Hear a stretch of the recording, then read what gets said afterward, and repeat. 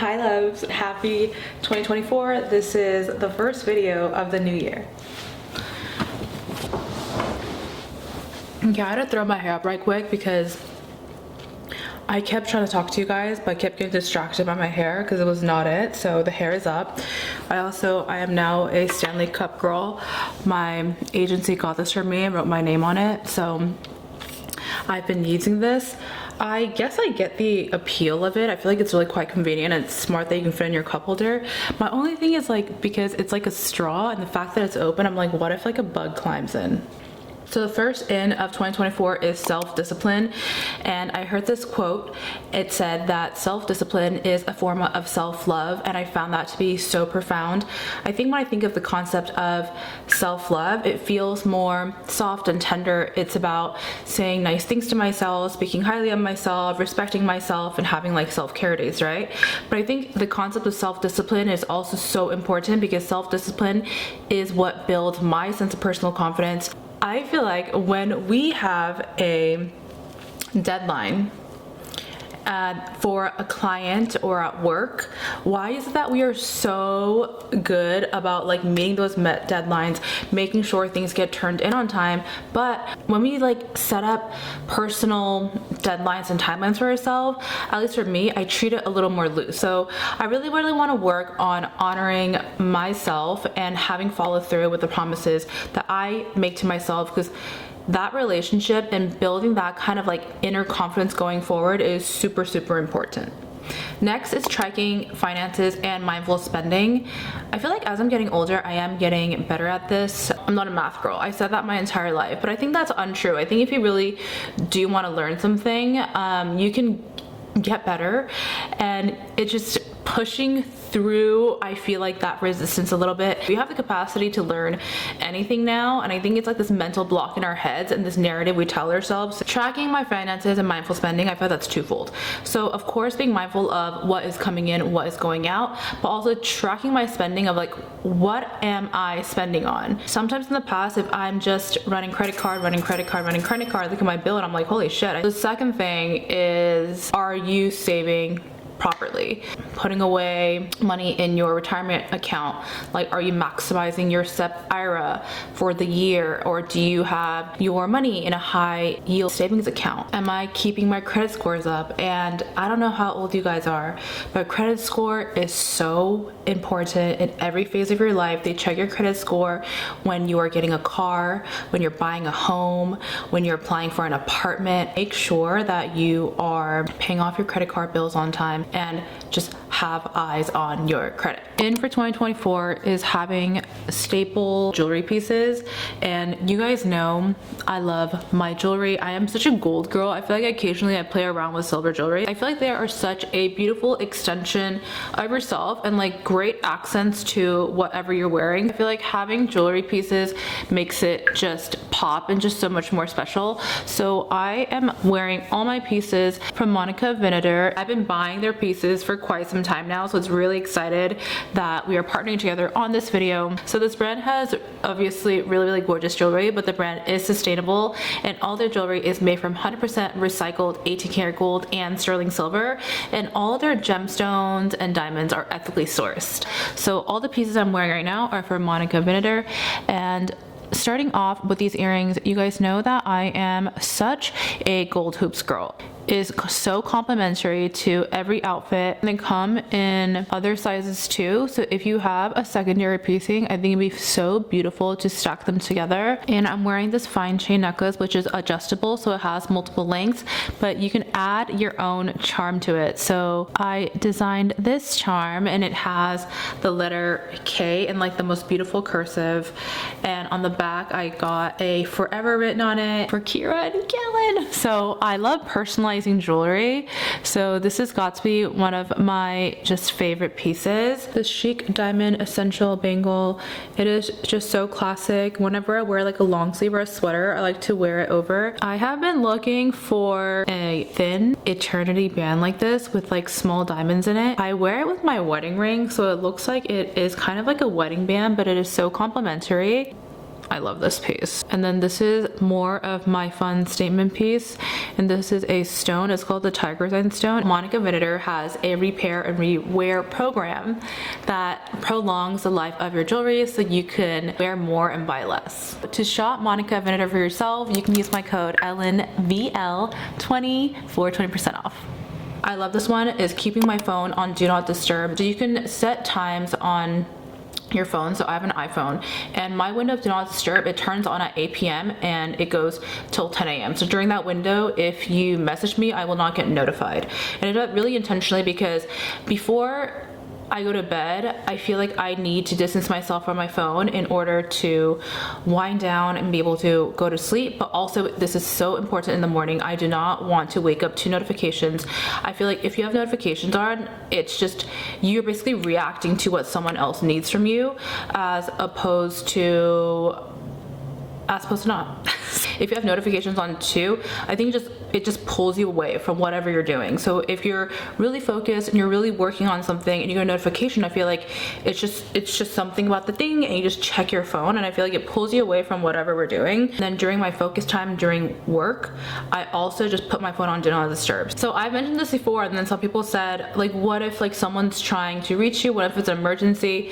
In your do not disturb, you can have certain people listed and they can bypass that. So of course I have that too. So if you have like your parents or your partners or your best friends or like your nanny, you can put them so they can just bypass that too. More meaningful connections and reaching out to people first. Well, I know I'm an ambivert, so I need my alone time to recharge, but I can be extroverted if the situation calls for it. I feel like I am progressively so getting over small talk. When I meet people, I think in the past I didn't want to be vulnerable. Of course, it depends on the person and the place and kind of the setting. I found that when I'm just more vulnerable with people and I open up more, it kind of gives them a feeling and a safer space for them to open up. And in the past, I feel like I never opened up or talked about the things that I was like going through, because first of all, I didn't want it to like come off like, oh, she's so weak, or I didn't want to be like burdensome to someone if I was like,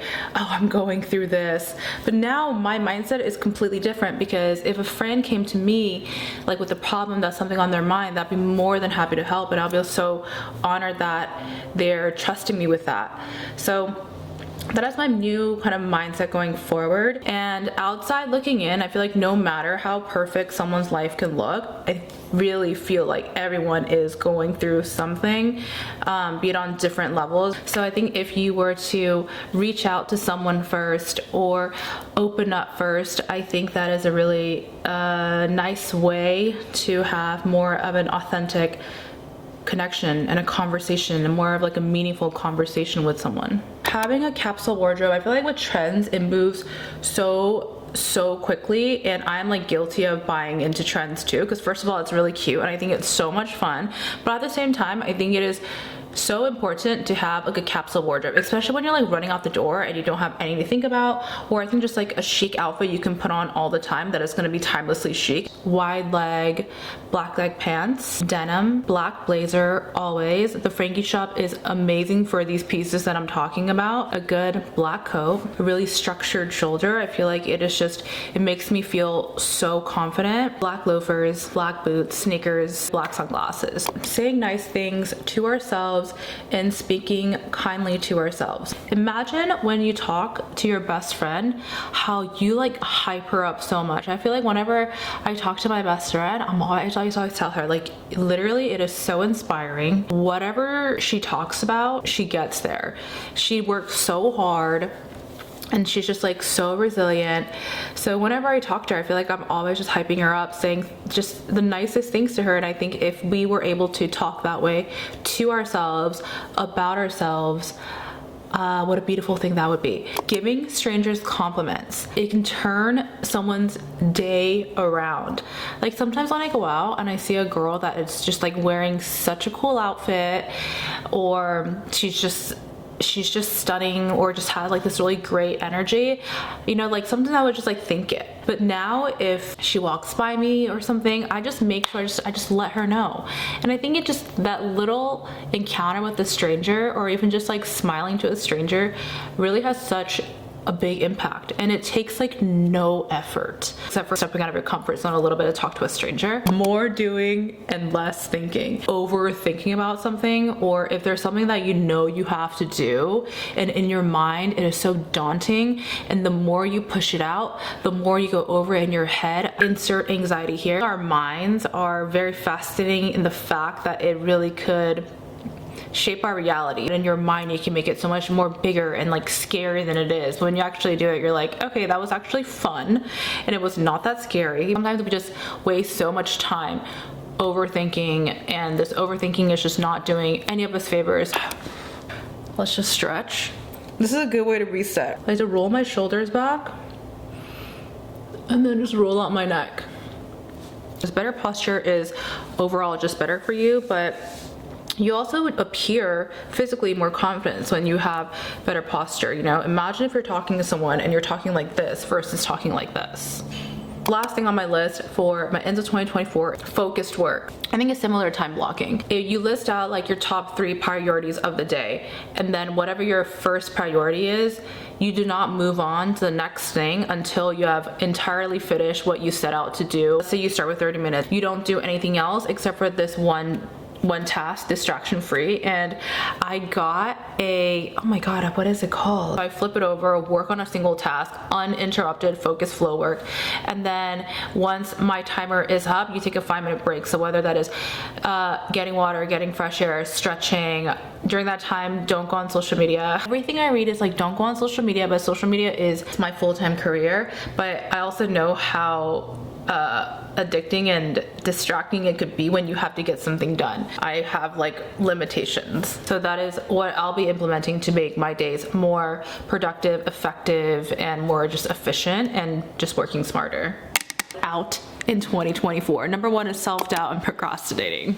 Beating procrastination, and how I do that is by having a plan of action so that I stay on track and I'm not waiting until the final minute. And sometimes I think when we have a goal that seems really, really large and looming, think about a goal that you had last year or maybe 5 years ago, and think about at that time when you set that goal, it felt so impossible. Whether it was like, I want to have my first 6-figure year or something like that. When you first made that goal, how daunting it felt. But when you look back on it and you've tackled that goal, you know that you are capable of hard things. Snoozing your alarm. You snooze that alarm thinking like, I'm gonna clock these extra 5 to 10 minutes of sleep, and you wake up and you're even more exhausted and you feel so shitty. Scientifically, you are gonna be more groggy and it's gonna be harder to get up when you snooze your alarm. Because when you snooze, you're likely to fall back into a light sleep, which disrupts your natural sleep cycle, making it harder to wake up, and there's more feeling of grogginess and disorientation when you wake up. Interrupting sleep in the morning can reduce overall quality of rest,